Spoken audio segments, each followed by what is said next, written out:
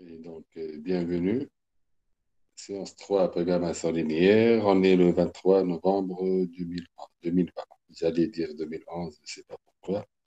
2020. Aujourd'hui, on va commencer le deuxième chapitre. Euh, il y a des exercices de la modélisation qu'on a corrigés, d'autres qu'on n'a pas encore corrigés. Et je vous ai laissé le temps de les faire. Je vais avancer dans le cours. Donc, je vais commencer le deuxième chapitre. Et je vais enchaîner troisième, quatrième.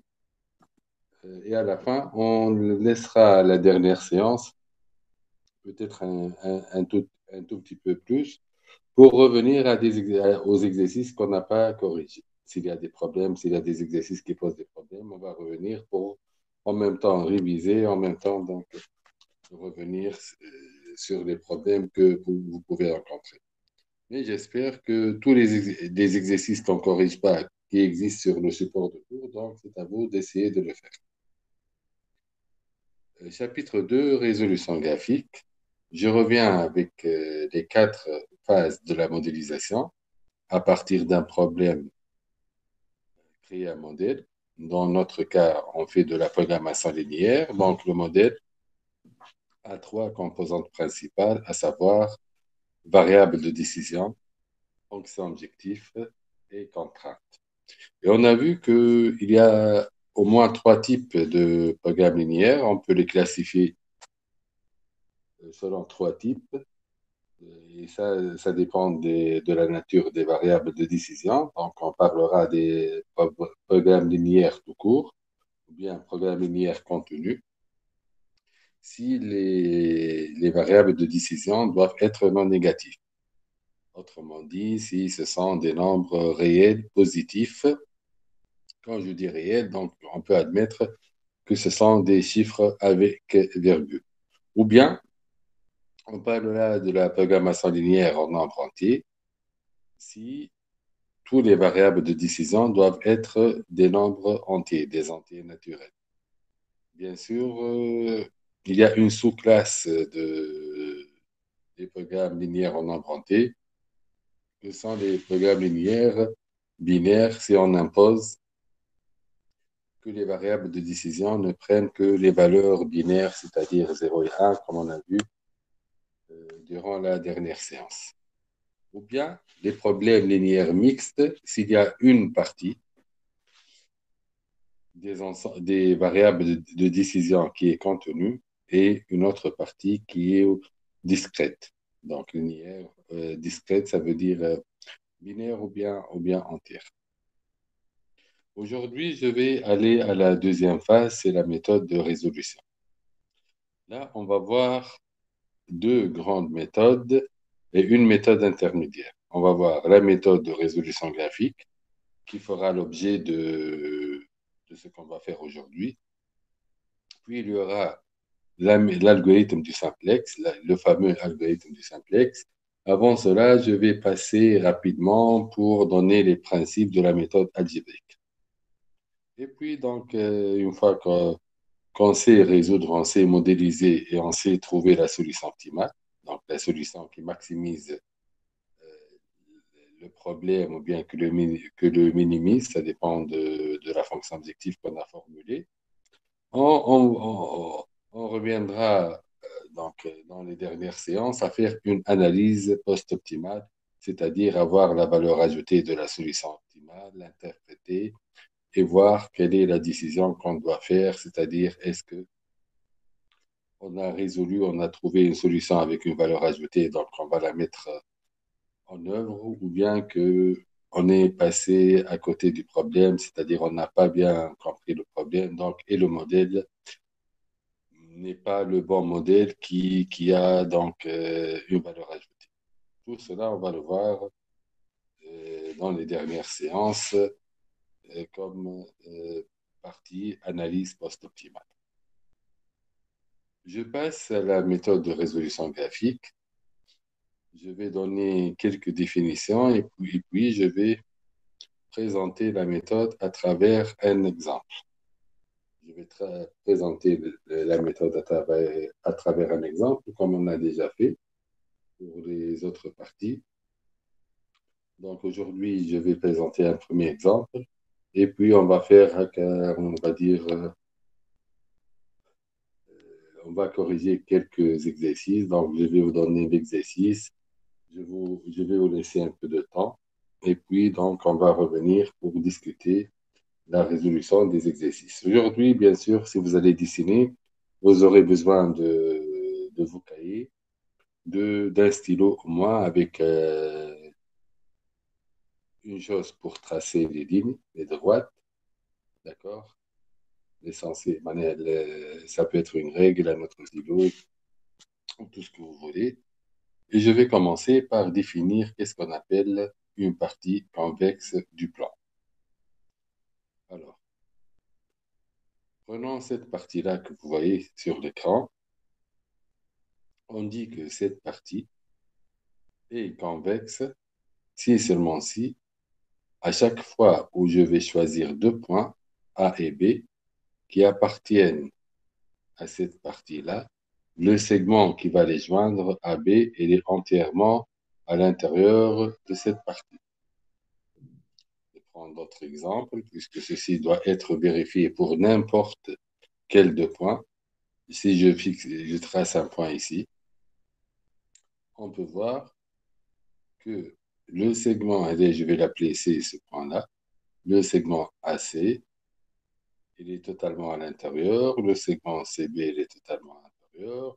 Je peux prendre un autre point ici dans les bornes. Je vais tracer donc, ce point, je vais l'appeler D, par exemple.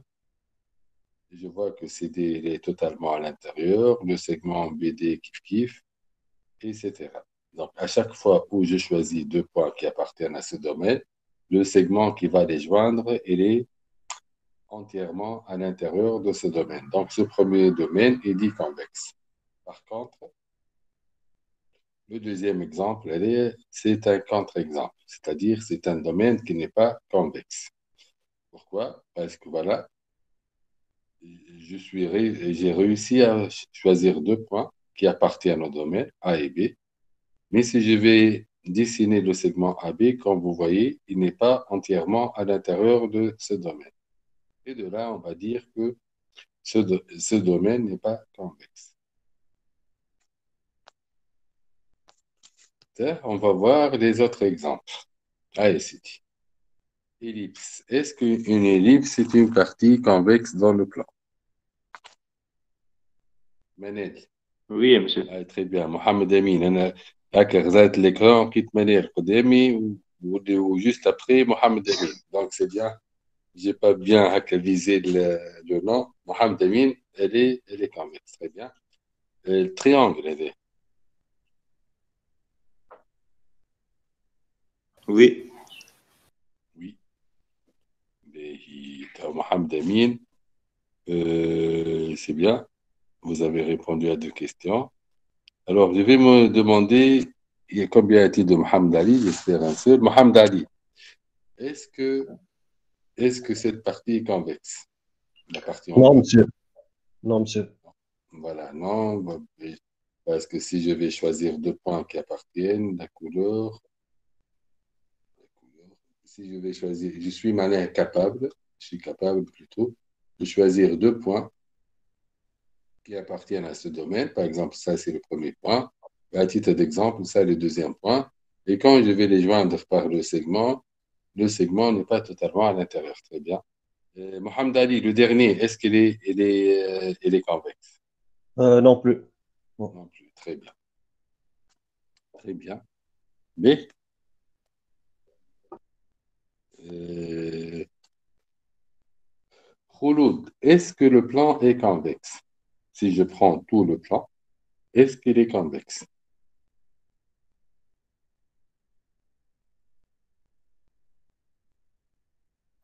Normalement, monsieur, oui.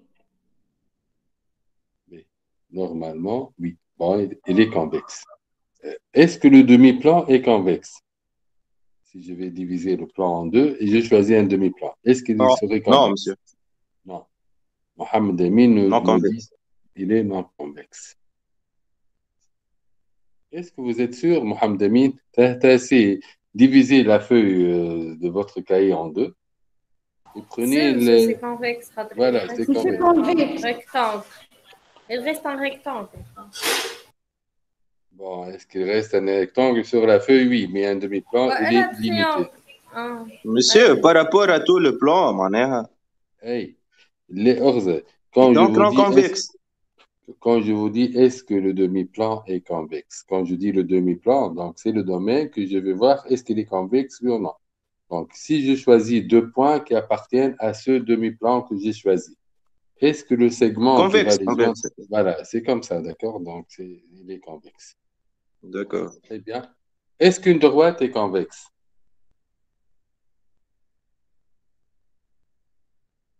Oui, elle est convexe. Une... Si elle est continue, monsieur.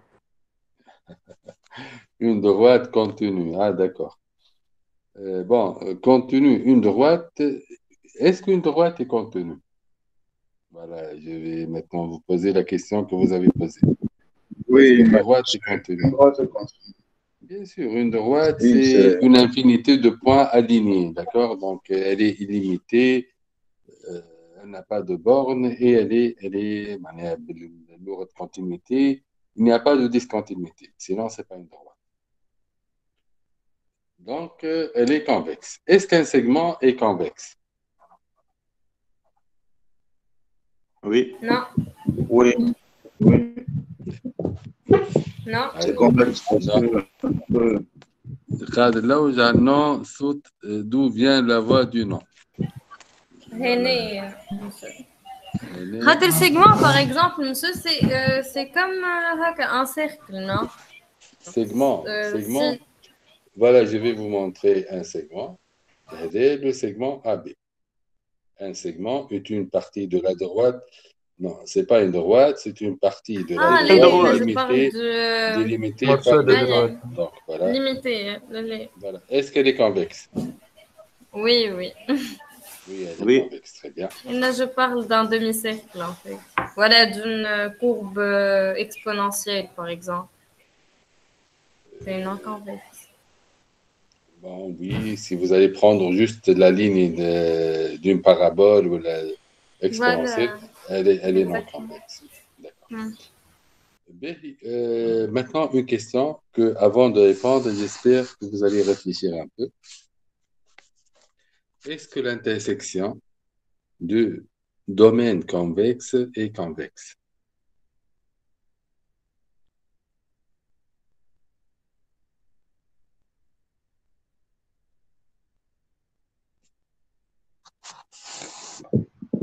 pardon, monsieur, vous pouvez répéter la question? Est-ce que l'intersection de domaine convexe est convexe?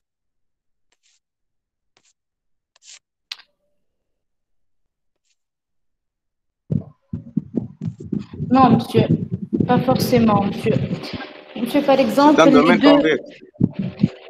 Bon, je Monsieur, laisse Khouloud finir. Khouloud, et après, on va monsieur, voir. Oui. monsieur, par exemple, les deux formes dernières de autres slides. Monsieur, dans notre slide, monsieur.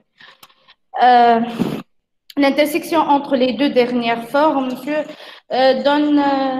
Les deux dernières formes ne sont pas convexes, les deux.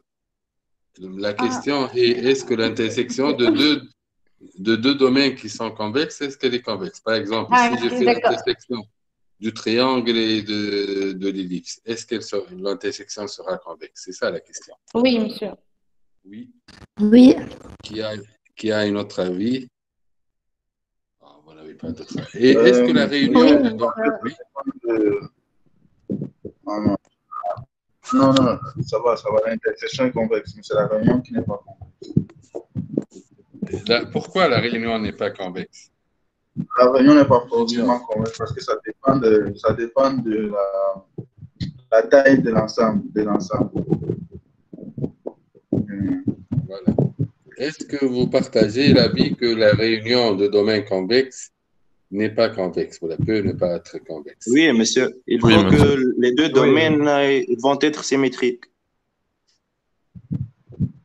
Ils sont symétriques. Ils doivent avoir la même taille. Voilà. Ah, non, regardez, je vais prendre un exemple. Je vais prendre ce carré, je vais dessiner un triangle.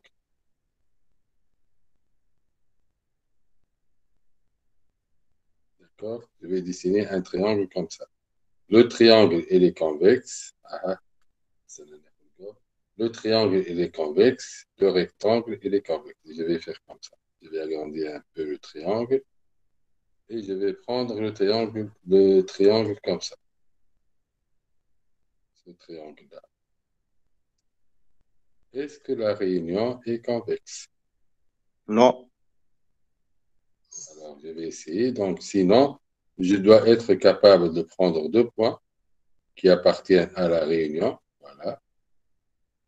Et je vais tracer le segment entre les deux. Vous voyez bien qu'il n'est pas totalement à l'intérieur. Monsieur, Voilà, vous voyez. vous, Oui, vous n'avez pas dit l'intersection entre les deux. non, c'était la question précédente. La question précédente, l'intersection entre deux domaines ou plusieurs domaines convexes, elle est convexe. Mais la Ah oui, c'est réunion ça. ne l'est pas. Ok. D'accord? Oui, oui, oui. J'ai perdu la connexion, désolée.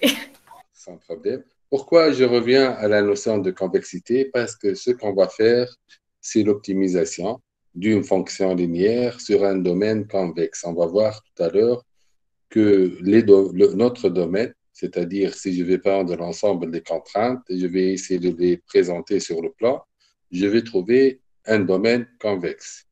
Et là, il y a plusieurs propriétés relatives à l'optimisation sur des domaines convexes qu'on va utiliser. Donc, gardons en tête maintenant qu'on va... Voilà, qu'est-ce que c'est la notion de convexité? Et là, je Monsieur, vais revenir... Oui, allez-y. si l'union des deux domaines, si les deux domaines sont symétriques, donc l'union des deux domaines, elle va être convexe. Regardez, quand on dit l'union, ça veut dire, on parle dans le cas général. Quand on dit l'intersection de deux domaines convexes, elle est toujours convexe. La réunion ne l'est pas toujours. Et D'accord? ici, les deux domaines sont symétriques, monsieur. Bon, il en a plusieurs cas. Si, par exemple, je prends la réunion de deux domaines dans l'un et inclus dans l'autre, par exemple, ça va être convexe. Symétrique, je ne sais pas qu'est-ce que vous allez dire par symétrique, mais si vous avez cette idée-là, là où je vais décider, مثلا ناخذ هذا السيمتري نتاعو جو في prendre هذا كان ناخذهم ناسخين دونك انت تقول ce domaine là est convexe هكا Oui, oui. et c'est toujours vrai que ils sont symétriques ils n'ont pas éloigné معناها ils sont l'un collé avec l'autre parce que si je vais l'éloigner ils ne seront plus convexes مثلا هكا si je vais les éloigner ils ne seront plus convexes la réunion n'est pas convexe parce que je prends un point ici, je prends un point ici, je vais les joindre et ils n'appartiennent pas à la réunion. D'accord? Donc, résume à des cas particuliers, mais ce qui m'intéresse, c'est le résultat dans le cas général. Dans le cas général, la réunion de deux domaines convexes n'est pas toujours convexe, mais l'intersection de deux domaines convexes est toujours convexe. Alors, il y a quelques définitions mathématiques. Donc, ce qu'on venait de dire, juste une définition qui va nous intéresser plus tard. Alors, un ensemble E non vide est dit convexe si et seulement si, pour tous les éléments x, y appartenant à E et pour tout lambda entre 0 et 1, la combinaison lambda x plus 1 moins lambda y appartient à E. Cette combinaison, si je prends cette ligne, qu'est-ce qu'elle définit? Cette ligne-là, la dernière ligne. Elle est lambda appartient à 0, 1. Lambda x plus 1 moins lambda y. Qu'est-ce que ça définit? Eh bien, ça se définit le segment xy. C'est l'équation d'un segment. Et là, on aura besoin tout à l'heure dans notre travail. Bien sûr, j'écris XY majuscule, mais je veux dire c'est deux XY. Donc, c'est l'équation du segment. C'est pourquoi, dans le plan, on l'a présenté sous forme de segment. On a dit ici AB appartient. Alors, le segment AB, il est entièrement à l'intérieur. Donc, ça, c'est la définition qu'on a appliquée tout à l'heure. Alors, j'avance un tout petit peu. un demi-plan est convexe. Voilà, on a répondu à cela. L'intersection d'ensemble convexe est convexe. Et maintenant, je vais m'arrêter là en ce qui concerne la théorie et je vais aller directement à résoudre un problème graphiquement et après je vais revenir pour meubler, pour vous donner dans tout ce qu'il faut. Alors, je vais aller directement à cet exemple-là. Là, on a une fonction, ou bien un programme linéaire dans la fonction objectif et z égale x1 plus x2 qu'on veut maximiser sous les contraintes que vous avez devant vous. Donc, soit contrainte plus contrainte de non-négativité. Et je veux résoudre ce problème-là. Donc, pour résoudre graphiquement, je vais le résoudre et bien sûr, comme on a fait pour la modélisation avec l'exemple introductif du fleuriste, ce qu'on va faire sur cet exemple restera valable quel que soit l'exemple qu'on va faire. D'accord? Donc, les étapes que je vais suivre resteront les mêmes. Ça, c'est un exemple qui va nous introduire la méthode de résolution graphique. Pour cela, on va le prendre, donc le max que je vais éliminer, et je vais prendre cet exemple-là dans notre espace de travail. Je reviens et je vais prendre les étapes que je dois faire pour trouver la solution. Donc, il y a 4 étapes et on va les appliquer maintenant. Je vais vous expliquer qu'est-ce qu'on est en train de faire. Je vais en premier lieu minimiser l'écriture et là, je vais faire la même chose. J'espère qu'elle reste visible. Alors,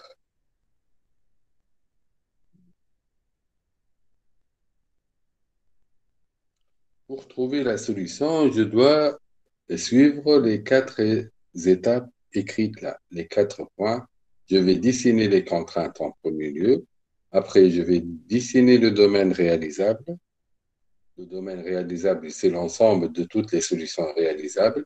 Après, je vais examiner les valeurs de l'objectif au sommet du domaine réalisable. Après, je vais trouver toutes les solutions optimales. Bien sûr, il y a plusieurs peut-être mots que je n'ai pas encore expliqués, mais je vais l'expliquer juste tout à l'heure. Juste année, je vais diviser en deux les étapes. Parce que la méthode de résolution graphique se compose de 2 phases. Une première phase et une deuxième phase. Ça, c'est la phase numéro 1. Et ça, c'est la phase numéro 2.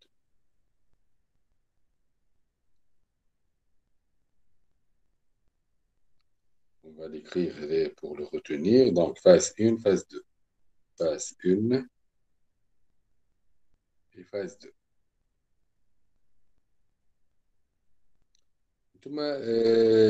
Préparer les outils de dessin et essayer de travailler avec moi. Donc, on va travailler ensemble puisque je vais être un peu lent pour présenter les notions à Rhôme. Donc, et de là, vous avez l'occasion de travailler avec moi. Peut-être que vous allez être plus rapide que moi puisque vous écrivez avec la main, moi j'écris avec une sorte. Alors, la première phase consiste à dessiner toutes les contraintes sur le plan. Remarquez bien, dans cette première phase, on ne va pas parler de la fonction objectif. Donc, on ne va pas s'intéresser à la fonction objectif. On va s'intéresser seulement à l'ensemble des contraintes. L'idée, c'est quoi? C'est de trouver l'ensemble des points dans le plan qui vérifient simultanément toutes les contraintes, puisque j'ai une accolade. Donc, une accolade, ça veut dire je vais essayer de trouver les points dans le plan qui vérifient la première égalité, la deuxième, la troisième et la quatrième. Pour cela, un petit rappel. Alors, je vais le faire avec comme ça le rappel.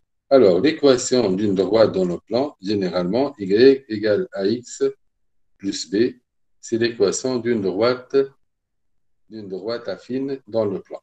Ce qu'on va faire, nous, on ne va pas utiliser x et y, mais on va assimiler x2 à y et x1 à x.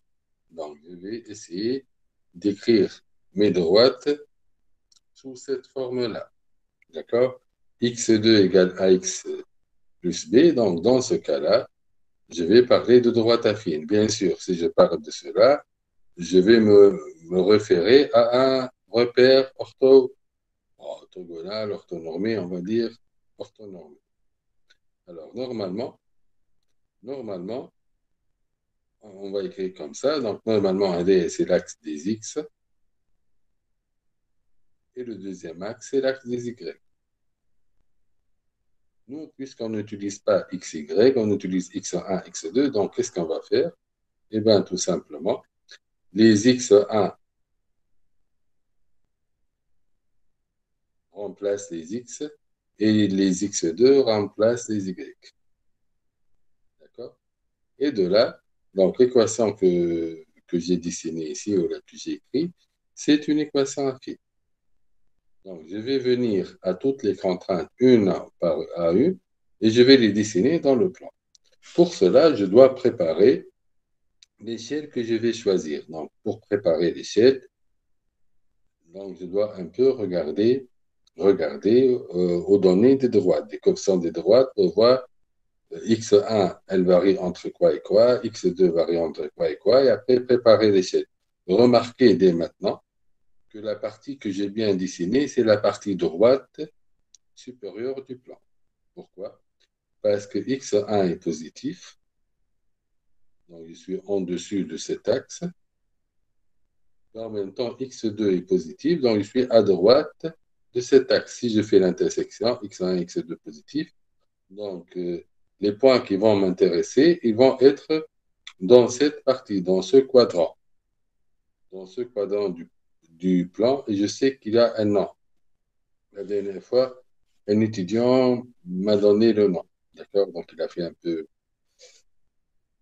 je ne sais pas quelle spécialité avant de venir à SPI, et c'est le premier quadrant, et il a un nom, quand je me rappelle, je vais vous le dire, je ne sais pas si vous savez comment l'appeler. Et maintenant, je vais revenir à mes contraintes une à une. Alors, comment je vais dessiner les contraintes? Eh bien, pour dessiner les contraintes, le principe il est simple. Je vais remplacer dans chaque contrainte l'inégalité par une égalité. Donc, la droite des 1 pour moi, c'est la droite x1 plus 2x2 égale 6. Et je vais faire de même. Bon, pour les autres, c'est facile. x2 égale 4, plutôt x1 égale 4, ça va être la droite des 2. Et x2 égale 2, c'est la droite des 3. Quand même, je vais les écrire. Alors, un F sur le D2. Donc, x2 égale 4. Et D3. x1, bon, donc c'est x, voilà, je vais la corriger, x3, D3, c'est x2 égale 2. Et x1, D2, c'est x1 qui est égal à 4. Voilà. B. Donc, on a trois droites à dessiner dans le plan. Comment je dessine une droite? Il y a plusieurs façons, mais la façon qu'on va faire, nous, on va utiliser prendre deux points qui appartiennent à la droite. Voilà. Parce que par deux points passe une droite unique. D'accord? Par deux points passe une unique droite. Et puisqu'on s'intéresse à cette partie du plan, donc la partie à droite supérieure, je vais choisir les points de telle façon que je vais, pour la première droite, fixer x1 égale 0. Donc, si x1 égale 0, je remplace, donc x2 égale 3. Et c'est l'intersection avec l'axe des x2. Et je vais prendre le point d'intersection avec l'axe des x1. Donc, je vais prendre cette fois-ci x2 égale 0. Ça me donne que x1 égale 6. D'accord? Voilà, j'ai 2 points, donc je peux tracer la première droite. Pour les autres, c'est facile parce que cette droite x1 égale 4, elle est parallèle à l'axe des x2 et elle est parallèle à l'axe des x1. Donc, je vois que la plus grande valeur de x1 égale à 6 et la plus grande valeur de x2, c'est 3. Voilà, donc là, je peux prendre mon échelle et dessiner. Donc, là, quand même, j'ai acheté avant de venir à ce cours mon matériel, donc j'ai ma règle. J'espère que vous avez vos matériels de géométrie. Et quand même, pour faciliter la tâche, je vais mettre des carreaux. Alors, des carreaux, attendez. Des carreaux, ça doit être égal à 1, donc je vais agrandir encore un tout petit peu, ou bien 2 même, 6. Bon, je vais agrandir.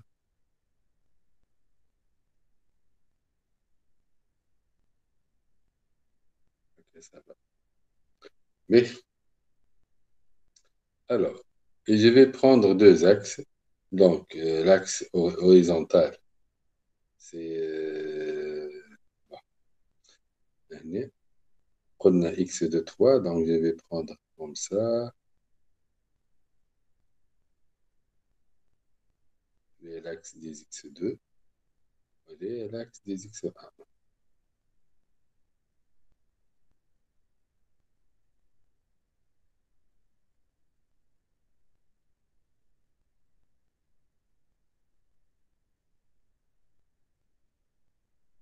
Et je vais placer mes 3 droits dans le plan. Je vais placer, donc c'est x2, et plutôt x1. Et là, c'est x2.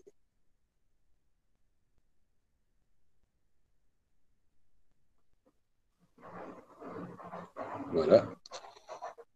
Alors, je vais placer la droite des unes en bleu. En bleu, donc, premièrement, je vais fixer les 2 points. Donc, 0, 3, 1, 2, 3. Et 0, 6, 1, 2, 3, 4, 5 et 6. Ok, ok, voilà. D'accord. Et je prends en bleu.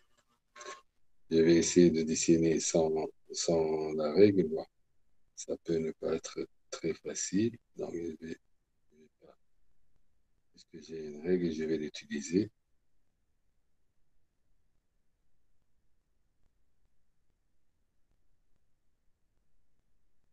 Quand j'ai dit que j'ai acheté une règle, j'espère que tout le monde m'a cru, hein.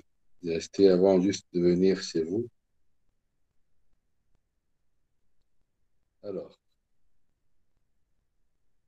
donc je place la première droite. Voilà. Qu'est-ce que je dois faire encore? Donc, et toujours, il faut faire toutes ces étapes que je vais faire maintenant.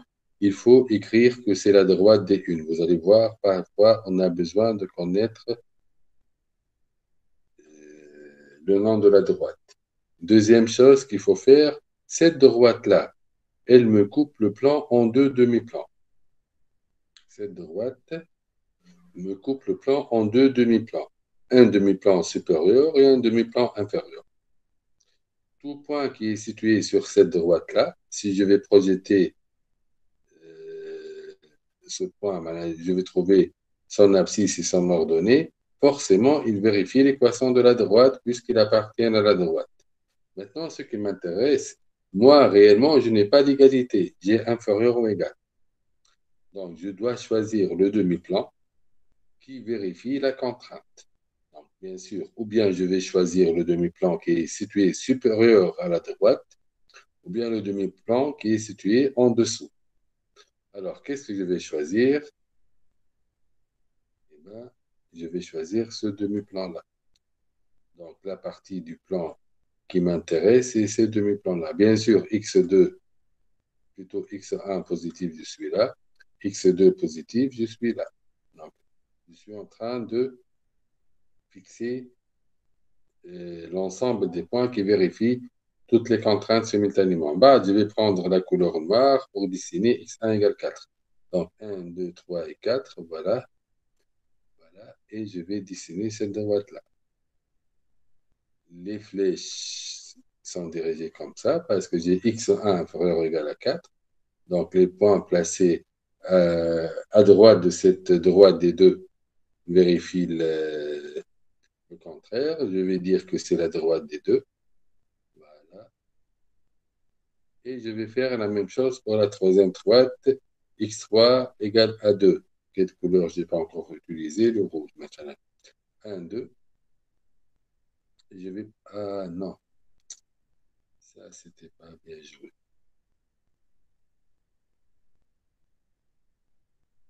Et je vais prendre la droite des deux, donc des 3, x2 égale 2, voilà. Je vais l'écrire. Et maintenant, qu'est-ce que je vais faire?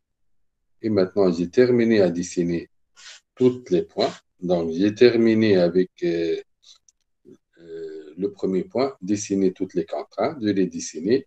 Maintenant, je passe au deuxième point de la première phase, c'est dessiner le domaine réalisable.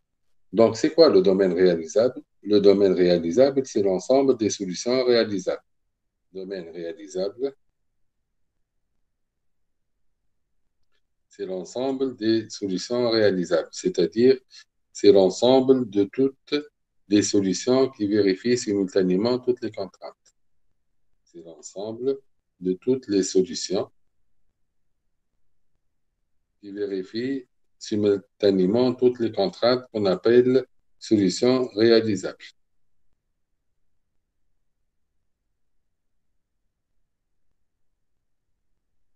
D'accord? C'est l'ensemble de toutes les solutions qui vérifient simultanément toutes les contraintes.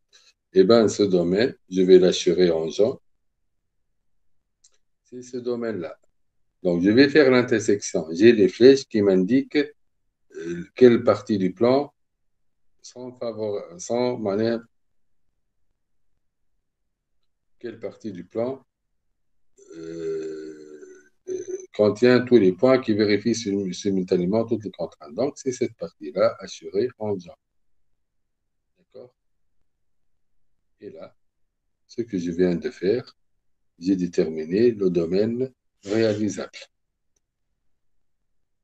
Encore une fois, avant de passer à la deuxième phase, parce que j'ai terminé la première phase, j'ai fini la première phase, avant de passer à la deuxième phase, remarquez bien que dans cette phase-là, on n'a pas parlé de la fonction objectif. La fonction objectif n'a joué aucun rôle dans la première phase. Par contre, dans la deuxième phase, elle va avoir un rôle important. Donc, la première phase, elle est indépendante de la fonction objective. Quelle que soit la fonction objective, je vais refaire le même travail. En quoi consiste la deuxième phase? Eh bien, la deuxième phase consiste, comme écrit, examiner les valeurs de l'objectif au sommet du domaine réalisable. Trouver toutes les solutions optimales. Et là, pour faire la deuxième phase, je vais utiliser deux méthodes. Deux méthodes. Et vous devez connaître les deux méthodes. Comme vous allez voir, ce sont deux méthodes importantes. Alors, première méthode, méthode 1, c'est la résolution. Résolution par énumération. Par énumération. La deuxième méthode, elle est basée sur le principe du gradient. Donc, méthode 1, résolution par énumération.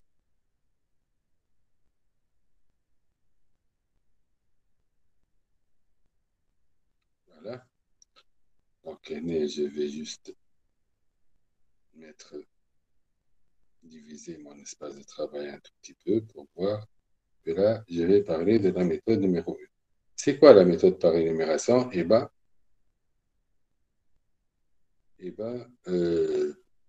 Tout point qui est situé dans la partie assurée s'appelle une solution réalisable.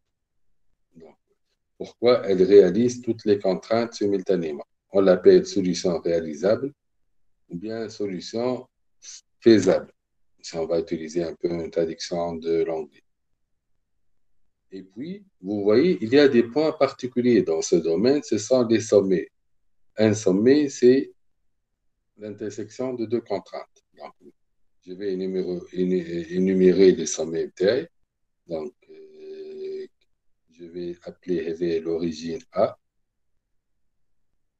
C'est trop là. A. B. Je vais aller dans ce sens-là. C. D. Et E. Vraiment les sommets. Les sommets, c'est l'intersection de deux contraintes pour moi. Donc, qu'est-ce que je vais faire? Je vais calculer la valeur de Z dans chacun de ces sommets-là. Pourquoi? Parce que je suis en train de résoudre une manière d'optimiser une fonction linéaire sur un domaine convexe. Et parmi les résultats qu'on va accepter pour le moment, A, B, C, D, c'est que si cette fonction admet un optimum, quel que soit maximum ou bien minimum, il est atteint dans l'un de ces sommets. C'est pour cela que je vais calculer la valeur de Z dans chacun de ces sommets. Et puis, je vais choisir celui qui me maximise la valeur de Z. Donc, pour cela, je vais commencer. Alors je vais avoir, et vous allez m'aider. Donc, A est égal à combien? A, c'est 0, 0. A, c'est 0, 0. Quelle est la valeur de Z dans ce point-là? Qui me dit, hein? Alors, comment on va faire? Voilà. 0. Je vais remplacer donc x1 par 0, x2 par 0, je vais trouver 0. Et je vais faire la même chose pour tous les sommets. Essayer de compléter le travail. Donc, il est A, بعد B, C, D et E. Voilà. Monsieur, s'il vous plaît, je n'ai pas bien compris en quoi consiste le Je processus. vais vous répéter. Donc, le processus consiste à déterminer tous les sommets du domaine réalisable. Donc, on a défini le domaine réalisable, on l'a assuré en jaune. C'est la partie du plan qui contient toutes les solutions réalisables, c'est-à-dire qui contient tous les points qui vérifient simultanément toutes les contraintes. Cette partie-là, elle est convexe, comme vous voyez, elle est convexe. D'accord? On va, d'une façon particulière, déterminer les sommets de cette partie-là. Les sommets, que ce sont des points, on va dire, extérieurs, sinon ce ne sont pas des points intérieurs au domaine. Et chaque sommet, c'est l'intersection de deux contraintes. Donc, vous voyez, il y a deux droites, donc l'intersection, la première, la deuxième, la troisième, etc. Donc, je détermine l'ensemble des sommets. La méthode par résolution par énumération, elle est basée sur le fait que je vais déterminer les coordonnées de chaque sommet. Donc, x1 égale 0, x2 égale 0. Et je vais revenir à la fonction objectif et remplacer x1 par sa valeur, x2 par sa valeur, pour trouver la valeur de z. Donc, en ce sommet-là, 0, 0, ça fait 0. Le deuxième sommet, 6, 0, monsieur. Point B. B, c'est combien? 6, 0. Non, c'est pas 6. Point B, monsieur, x1 égale à 6. 0. 4. Non, 4, 4. 4. 4. Et le point 6, 4 0. le point 6, il est quelque part. Le point 6, il est là, mais le 4, il est là, d'accord? Donc, z égale combien? 4. Le point C, hein? 4-1. Monsieur, normalement, 4-1. Comment on peut savoir? Ah, le point On remplace 4 en D1, monsieur. Voilà. X1 par Donc, 4, on trouve X2. si on a fait une bonne représentation graphique, on va dire directement sur la figure. Mais si on n'a pas fait une bonne représentation graphique ou bien on doute, qu'est-ce qu'on doit faire? Eh bien, tout simplement, on va revenir aux équations des droites. Pourquoi? Le point C, c'est l'intersection C, c'est l'intersection de la droite D1 avec la droite D2. Donc, il vérifie les deux droites. Donc, je reviens à mon système d'équations. Il vérifie les deux équations. Et je vais résoudre un système à deux équations, deux inconnues. Quelles sont ces deux équations? Eh bien, elles ont les deux équations. X1 plus 2x2 égale 6, x1 égale 4. Donc, on a un système à deux équations, deux inconnues. On peut le faire directement puisque je remplace x1 par 4, 2x2 égale à 2, donc x2 égale 1. Donc, et de là, j'ai que le point C, donc c'est 4 et 1. On a, voilà, 2x2 égale 2, donc x2 égale 1. D'accord? J'ai fait une bonne représentation graphique. Je peux voir que c'est 4 et c'est 1. Et la valeur de z dans ce point, elle est égale à 5. Maintenant, je passe à D. Achetons les coordonnées de D. Monsieur, je crois que pour D, il faut résoudre le système. Comment? Je crois que pour D, il faut résoudre le système. Il faut, pour trouver D, il faut résoudre le système. C'est ce que vous avez dit? Alors, Oui, D, je crois pour être voilà. plus parce que c'est un Voilà. peu. 2-2, normalement. 2-2. Alors, D, c'est quoi? C'est l'intersection de D3, D1. Donc, je vais mettre en vert les deux équations qui m'intéressent. Donc, la première équation et la troisième. Je vais remplacer x2 par 2.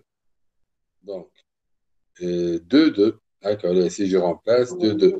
Et là, ça se voit que malgré tout, ah voilà, le point d'intersection, il est là. Alors, je l'ai déplacé un tout petit peu, mais pour cela qu'il faut bien noter, voilà, le point, il est là, donc c'est un 2, 2. D'accord? C'est pour cela qu'il faut écrire les noms de droite. Pour si jamais on a un problème de déterminer les coordonnées, je peux voir c'est l'intersection de quelle droite. Chaque droite est représentée par une équation. Et mon problème serait toujours, je reviens à résoudre un ensemble d'équations. Alors, ce qu'on a D, c'est le point 2, 2. Je remplace dans Z et je trouve que Z égale 4. Et finalement, E, c'est le point, il est facile là, c'est 0, 2. Accolé 0, 2. Et Z égale à 2. Qu'est-ce que je suis en train de trouver, de chercher? Le maximum. Quelle est la plus grande valeur obtenue? Eh bien, la plus grande valeur obtenue, 5. Voilà, donc je vais tout simplement dire que x étoile,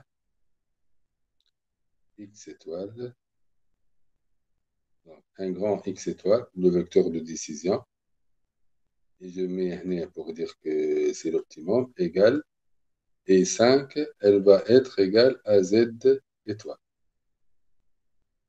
D'accord? Et là, c'est ma solution optimale et j'ai résolu le problème. Donc, pour maximiser cette valeur-là, la valeur maximale qui peut prendre la fonction z, présente ici dans cet exemple, elle est égale à 5. Comment elle peut prendre 5? Si je vais attribuer la valeur 4 à x1 et 1 à x2. Ça, c'est la première méthode qu'on appelle méthode par énumération. Y a-t-il une question sur cette méthode? Oui, monsieur. Monsieur, pour Z, valeur optimisée de Z. Monsieur, est-ce que tu à partir de l'objectif de la fonction min ou bien max ou bien directement max? Non, ça dépend de la fonction. J'ai un problème max. Je ne l'ai pas copié, j'ai lancé, pas faute de place, mais voilà. Là j'ai un problème de maximisation, D'accord, monsieur. Merci. bien sûr.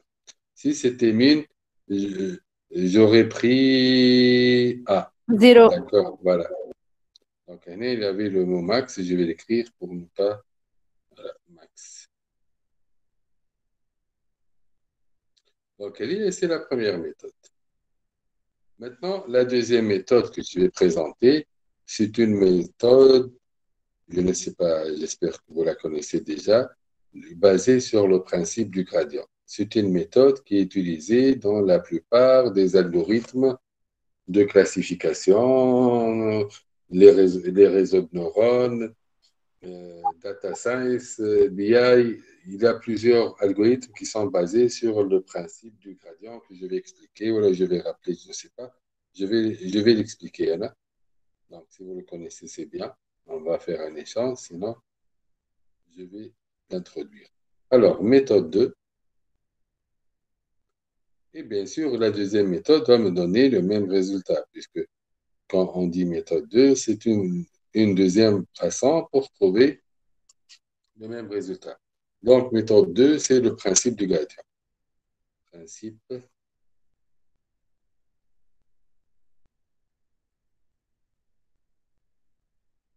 principe du gradient. Principe du gradient, voilà. Alors, qui nous dit c'est quoi le gradient? Monsieur, c'est un vecteur qui a des composants de dérivés partiels, c'est ça? Exactement. C'est un vecteur dont les composantes sont les dérivés partiels de notre fonction. On a une fonction à deux variables, x1, x2, donc on peut parler de dérivés partiels. C'est la première information. Deuxième information, quelle est la signification du gradient? C'est quoi le gradient? C'est un vecteur. Mais quelle est son utilité? Qu'est-ce qui nous donne ce vecteur? Bon. Avant de répondre à la première question, je vais commencer à écrire ce qu'a dit votre camarade. Donc, étant donné une fonction à plusieurs variables, donc elle est dans notre exemple, on va dire, notre z égale f de x1, x2. F de x1, x2, donc c'est une fonction à deux variables. B. Qu'est-ce qu'on appelle gradient de f? Donc, il y a plusieurs notations pour le noter.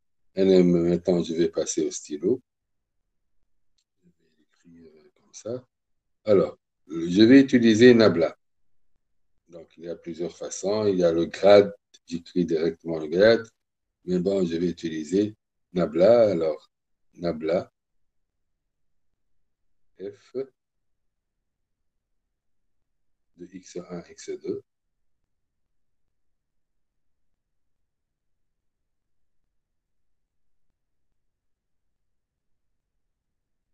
Je m'excuse.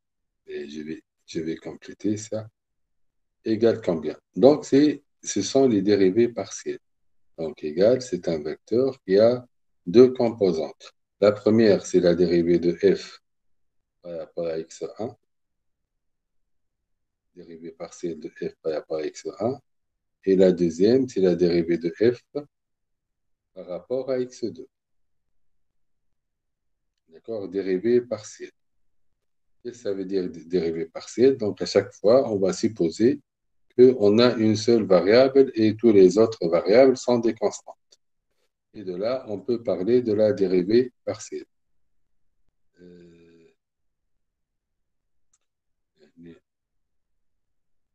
J'ai voulu vite terminer.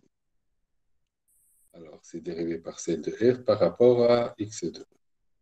Par rapport à x2. Bien sûr, quand je dis f, dans notre cas, donc f عند x1, x2,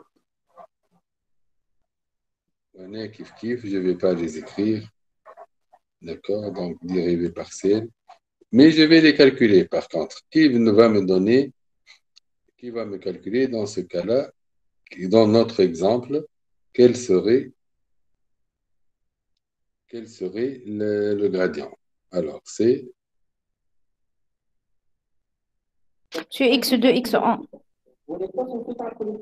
quand je dérive la fonction, quand je dérive cette fonction-là, x1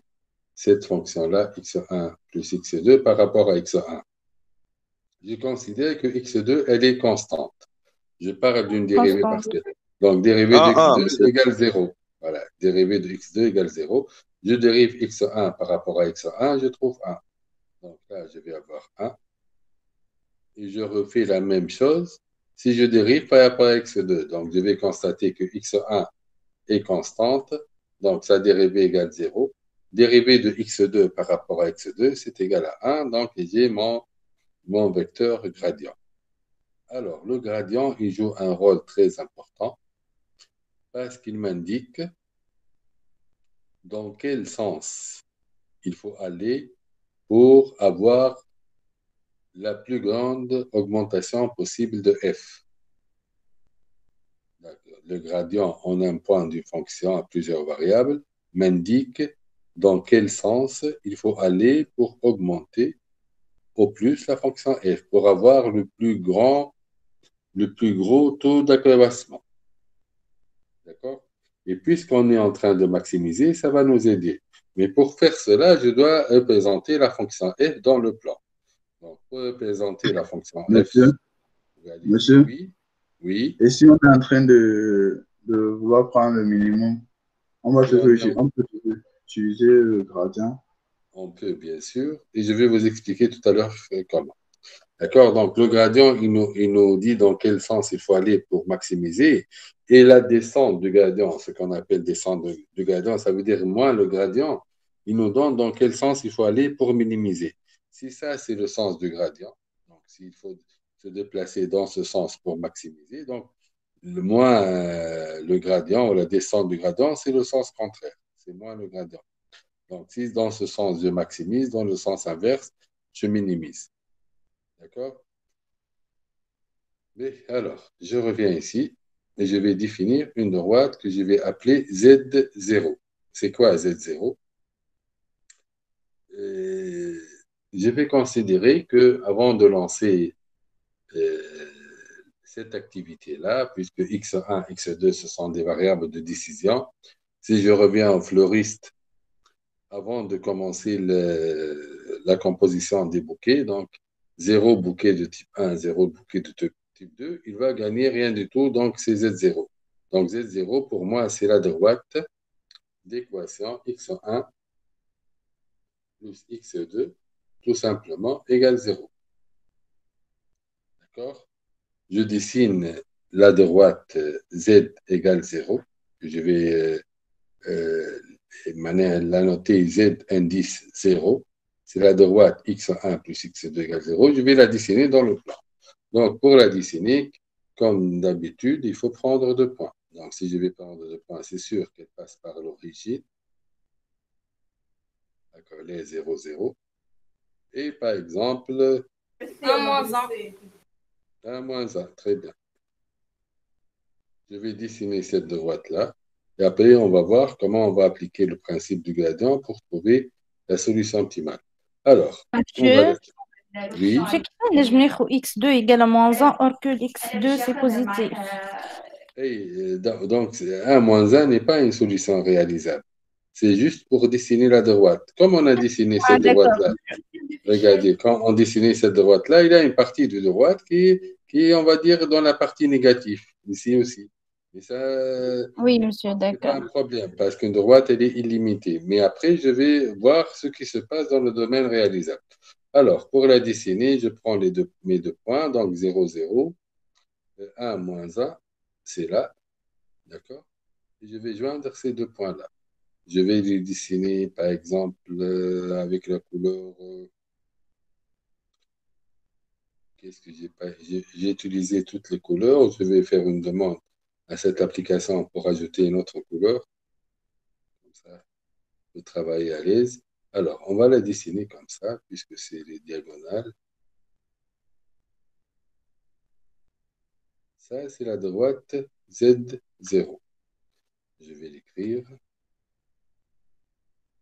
C'est la droite Z, indice 0. Maintenant, le gradient, c'est 1, 1. Donc, je vais dessiner le gradient. 1, 1. Donc, voilà. Je vais dessiner le gradient avec quelle couleur? Avec la couleur verte aussi. Mais comme ça. Voilà.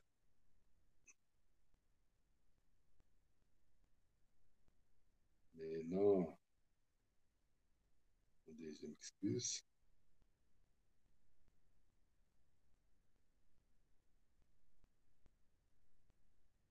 Alors, je vais joindre 0, 0 et le point 1, 1. C'est comme ça. Voilà. Ça, c'est le sens du gradient. Bon. Première information importante, on peut ne pas calculer le gradient. Pourquoi? Si on dessine correctement Z0, le gradient est toujours perpendiculaire à la tangente en ce point-là. Donc, si on a une courbe qui n'est pas linéaire, accolée à une parabole, tout ce que vous voulez, donc le gradient, il est toujours perpendiculaire à la tangente en ce point-là. Dans notre cas, puisque c'est une droite, donc c'est le sens du gradient. Et maintenant, qu'est-ce que je vais Monsieur, faire? en quel point, à l'origine du repère, Comment?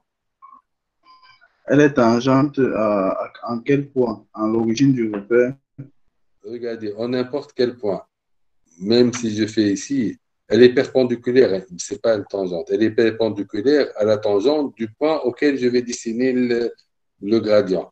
Puisque là, le gradient, il est constant, il ne dépend pas ni de x1, x2, donc je peux le déplacer où je veux, il va être dessiné de la même façon, parce qu'il ne dépend pas du point, d'accord? Sinon, s'il dépendait d'un point, donc il est perpendiculaire à la tangente en ce point-là.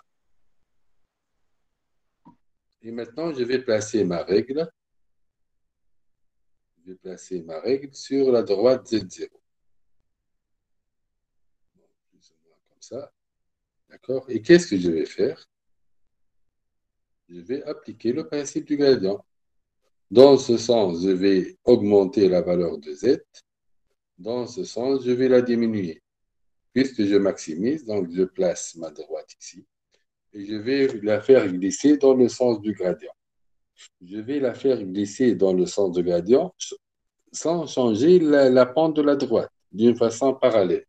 Donc, regardez, connaissant que le sommet, plutôt le maximum, puisque je maximise, il est atteint dans l'un des sommets du domaine réalisable, donc je vais la faire glisser et regardez, le premier point que je vais atteindre, est le point E.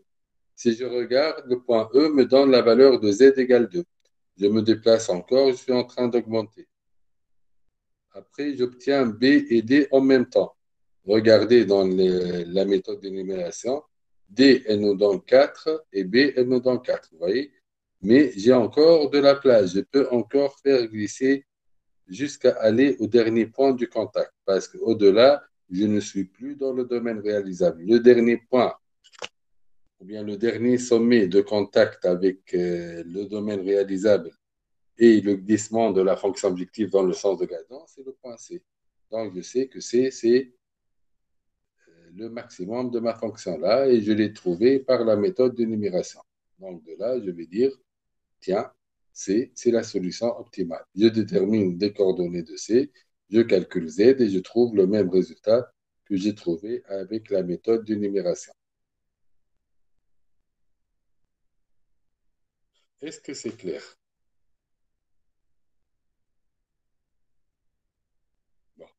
Le temps que vous réfléchissez, si vous avez une question, je vais ajouter une information pertinente.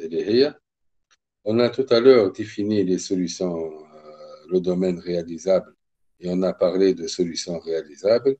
Eh bien, il y a parmi ces solutions réalisables un sous-ensemble particulier qui joue un rôle très important, qui sont les solutions réalisables de base. Solutions réalisables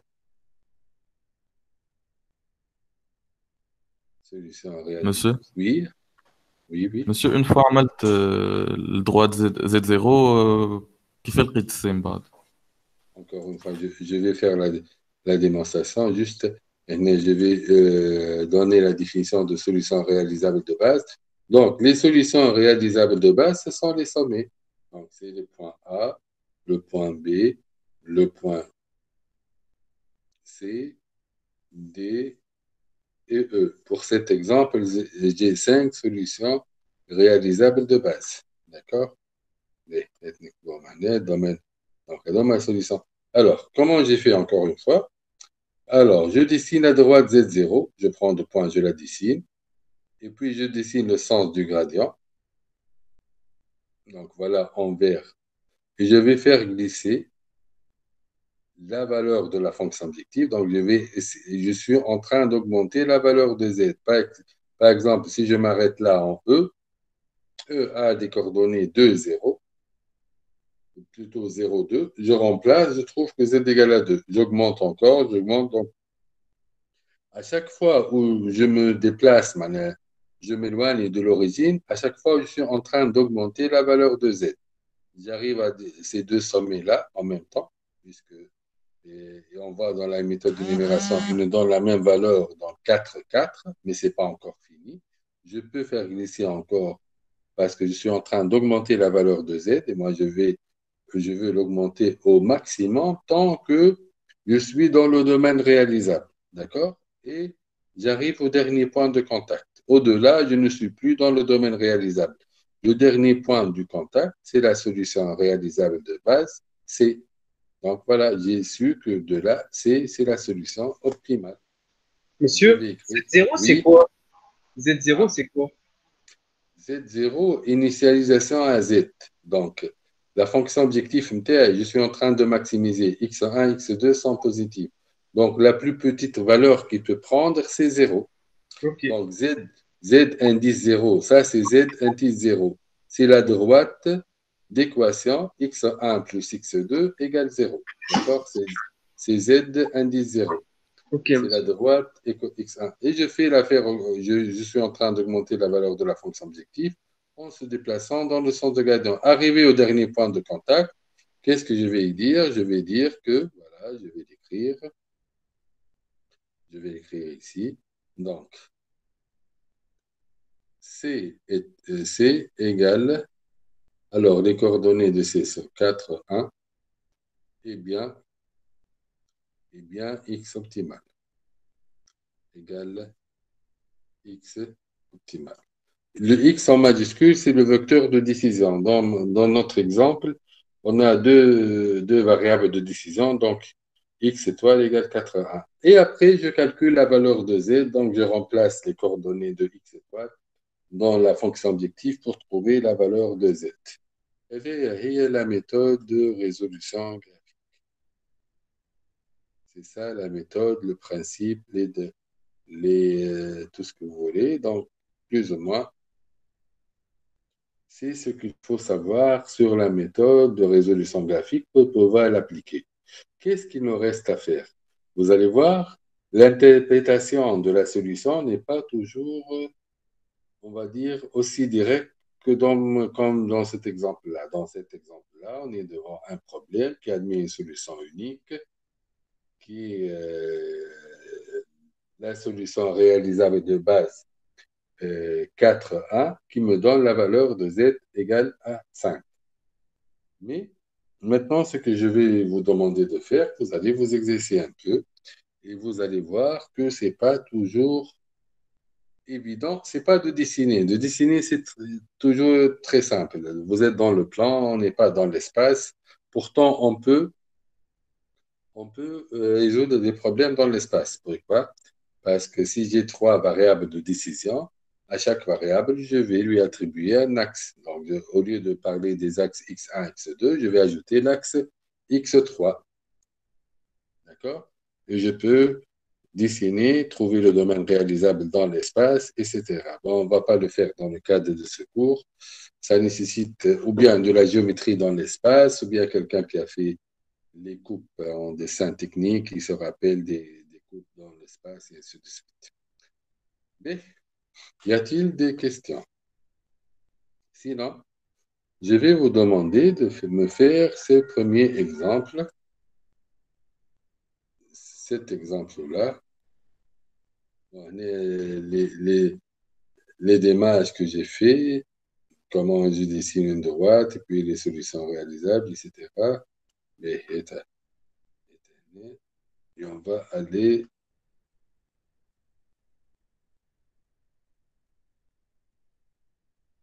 Voilà. Et c'est le deuxième exemple. Et c'est le premier exemple que je vais vous demander de faire. C'est un problème de minimisation. Deux petites contraintes. Allez-y. Je vous accorde. Il ne demande pas beaucoup de temps. On va dire, bon, celui qui termine, qu'il le parle. D'accord. Donc, essayez de le faire, s'il vous plaît. On ne va pas rester beaucoup dans ce chapitre-là. Donc, faites les exercices pour voir les différentes possibilités que vous pouvez rencontrer.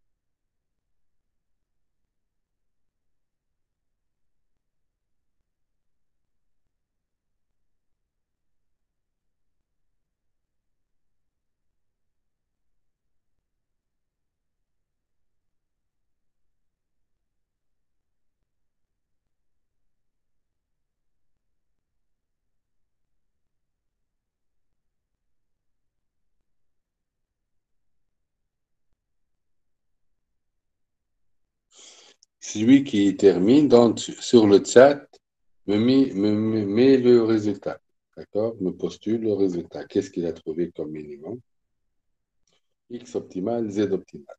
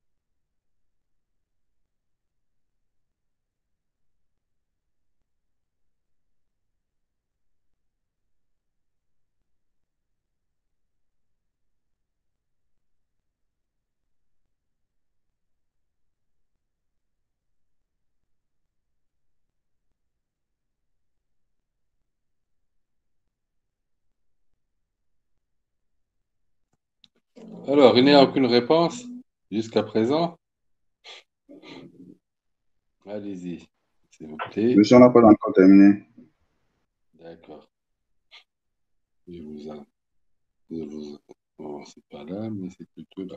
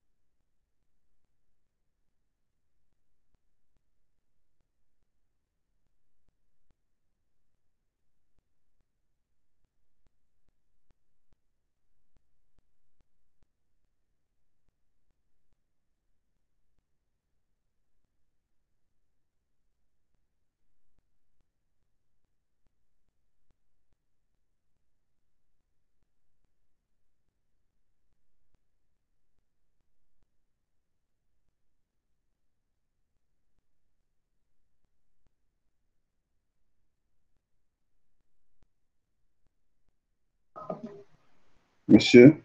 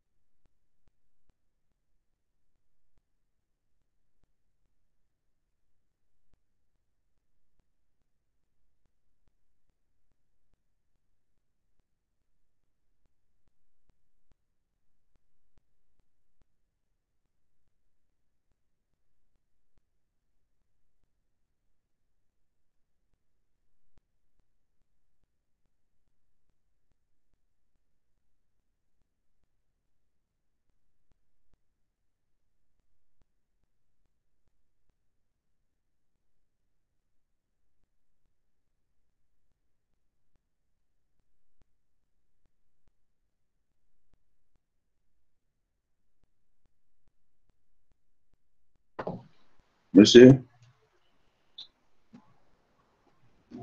monsieur,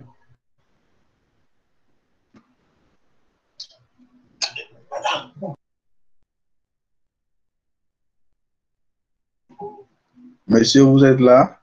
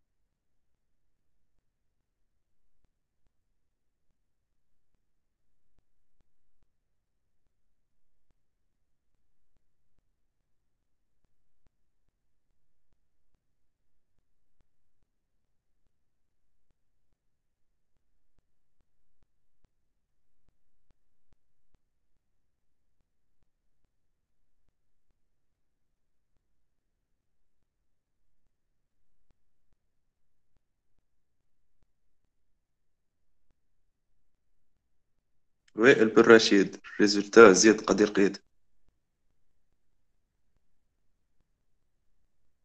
محمد إني مش معك.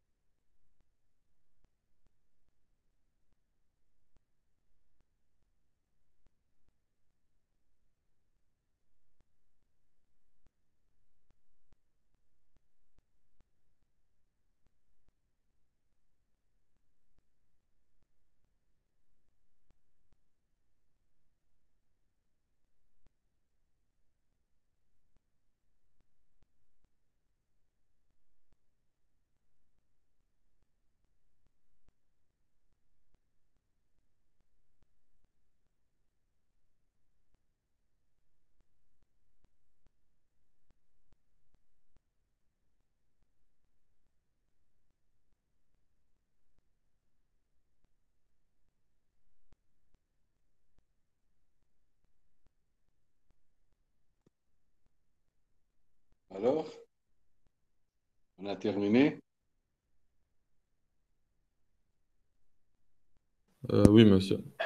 Alors, je ne vois pas que vous avez Oui, envoyé des monsieur le maire. messages.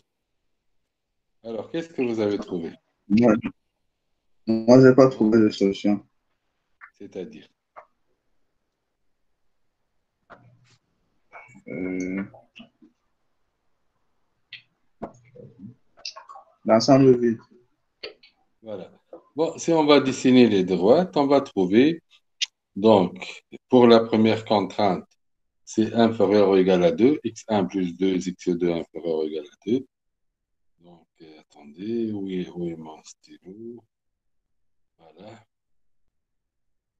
Donc là, je vais tracer une flèche dans ce sens-là.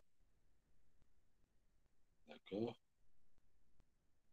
Et pour la deuxième, c'est supérieur ou égal à 8, x, 2x1 plus 4x2, voilà, supérieur ou égal à 8. Donc, c'est cette deuxième droite et j'ai supérieur ou égal.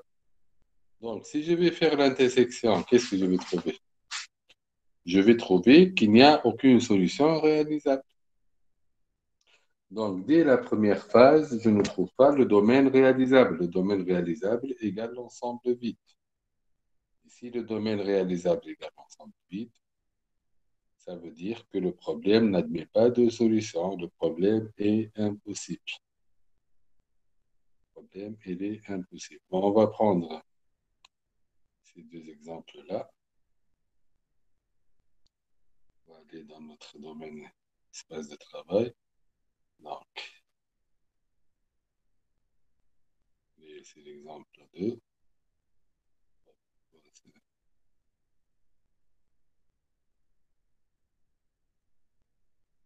Ah, c'est pas ça le gomme. Voilà. Et je vais prendre. Donc, ça, c'est un problème de minimisation. On va une nouvelle page. Ça, c'est un domaine de minimisation. Et on a dit que quand on représente, on trouve pour ce domaine-là,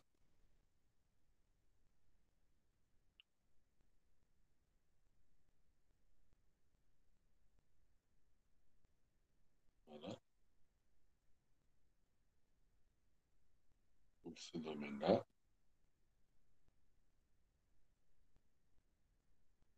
donc pour la première, on va prendre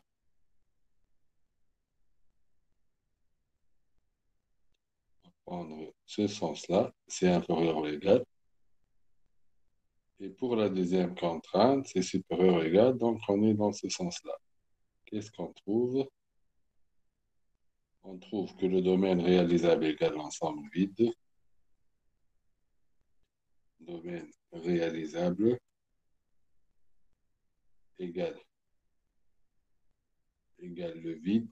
Bon, je vais mettre comme ça parce que j'ai pas le symbole ensemble vide. D'accord? Et c'est le ensemble vide.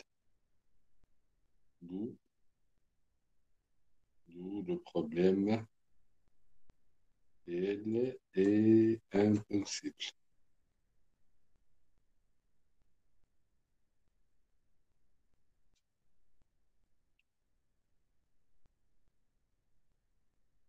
Voilà. Qui a trouvé que le problème est impossible? Hmm. Mais, donc, C'est moi, monsieur. très Non. bien, très bien, très bien. Donc, je vais vous donner trois exercices à faire. Ça, c'est un premier. Prenez note de cet exemple-là. Je vais le mettre sur le classeur, mais prenez note maintenant, s'il vous plaît. Copiez l'exemple 3 et un exemple 4. Je vais vous donner deux exercices de résolution graphique et un exercice qu'on va essayer de le travailler à partir de la semaine prochaine pour le résoudre avec l'algorithme du simplex. Donc, un troisième exemple que vous allez modéliser, résoudre graphiquement pour le moment. Et après, quand on va faire la résolution avec l'algorithme du simplex, on va comparer les méthodes sur l'exemple que je vais vous mettre dans le classeur.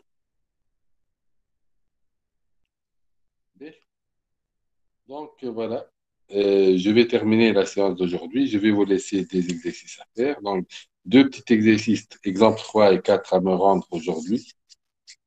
Ça ne nous demande pas beaucoup de travail. D'accord? Et un autre exercice, je vais terminer aujourd'hui, ça serait extraordinaire. Dans tous les cas, essayez de le travailler jusqu'au dimanche, je vais dire, parce qu'on va travailler sur cet exemple la semaine prochaine. Et on va le résoudre graphiquement, puis on va introduire l'algorithme du simplex et on va prendre comme exemple introductif l'exemple que je vais vous demander de le faire. Y a-t-il des questions?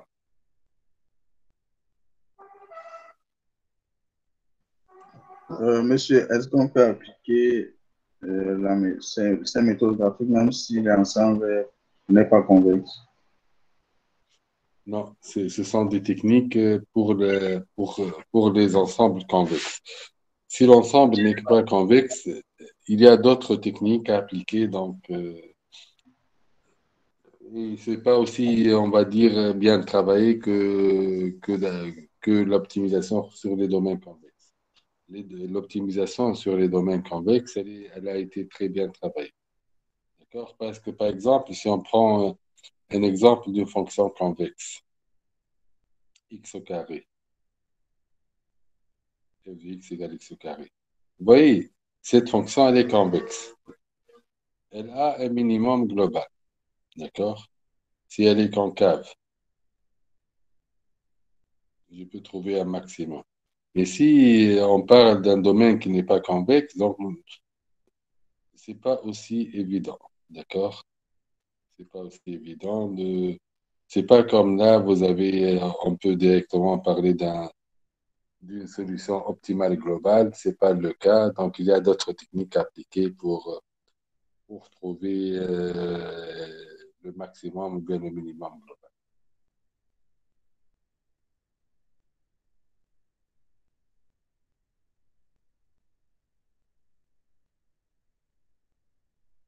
Je vous remercie.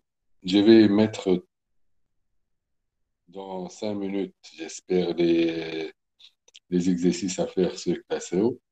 Donc, il y a deux exemples que j'espère que vous allez le faire aujourd'hui même et un autre pour le week-end. Merci pour votre attention. et au revoir.